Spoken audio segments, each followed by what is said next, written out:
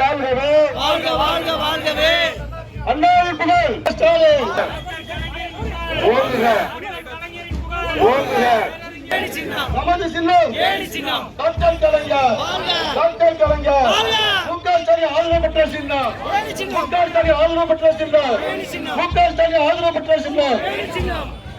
கொஞ்சம் கோச்சிக்காதீங்க, இறங்குங்க. வேட்பாளர் ஷாஜஹான் அவர்கள் வேட்புமனு தாக்கல் இது வந்து கொண்டிருக்கிறார். அருமை தோழர்களே, உங்களுடைய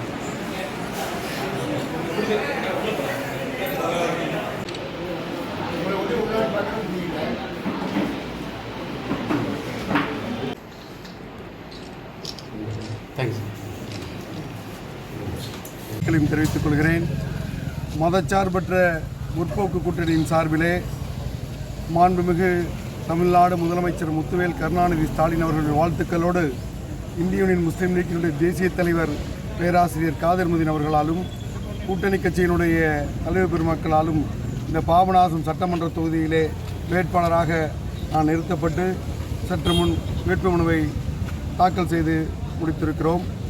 இந்த தொகுதியை பொறுத்தவரை இந்த தொகுதிக்கு மிக அருகில் இருக்கக்கூடிய நான் இந்த தொகுதியினுடைய சந்திக்கக்கூடிய சவால்கள் குறித்து நன்கு அறிந்த என்ற காரணத்தினால் தொகுதி மக்களுடைய குறிப்பிட்ட குரலுக்கு அரை மணி நேரத்திலே இங்கே வரக்கூடிய சூழ்நிலை இருப்பதாலும் தொகுதியினுடைய மக்களுடைய எதிர்பார்ப்பை பூர்த்தி செய்யக்கூடிய வகையில் சிறந்த சட்டமன்ற உறுப்பினராக பணியாற்றுவேன் என்றும் இந்த நேரத்திலே உறுதி கூறிக்கொள்கிறேன். குறிப்பாக இந்த தொகுதி சார்ந்து தொகுதியின் நீண்ட நாள் கோரிக்கையான அதிலும் முன்னாள் அமைச்சர் வாக்கு கொடுத்து சென்ற வேளாண்மை கல்லூரி அமைக்கப்பட வேண்டும் என்பது நீண்ட நாள் கோரிக்கை. அதை சட்டமன்றத்தில் வலியுறுத்தி அந்த வேளாண் கல்லூரி பெறுவதற்கும் தஞ்சை மாவட்டம் மற்றும் அரியலூர் மாவட்டத்தை இணைக்கக்கூடிய வகையிலே உயர்மட்ட பாடங்கள் அமைக்கப்பட வேண்டும் என்பதையும், விவசாயம் சார்ந்து மக்கள்கள் சந்திக்கக்கூடிய பிரச்சனைகள், கரும்பு விவசாயிகள் சந்திக்கக்கூடிய பிரச்சனைகளுக்கெல்லாம் தீர்வு காணக்கூடிய வகையிலே என்னுடைய பணிகள் அமையும் என்பதை உறுதியாக நேரத்தில் தெரிவித்துக் கொள்கிறேன். அதிலும் குறிப்பாக திராவிட மாடல் நல்லாட்சி நாயகர் பல்வேறு வாக்குறுதிகளை தேர்தல் அறிக்கையிலே கடந்த 2021ஆம் ஆண்டு சொன்னது போல் 400க்கும் அதிகமான வாக்குறுதிகளை நிறைவேற்றியிருக்கிறார்கள். மீண்டும் ஒரு சிறந்ததொரு தேர்தல் அறிக்கை வழங்கப்பட்டிருக்கிறது.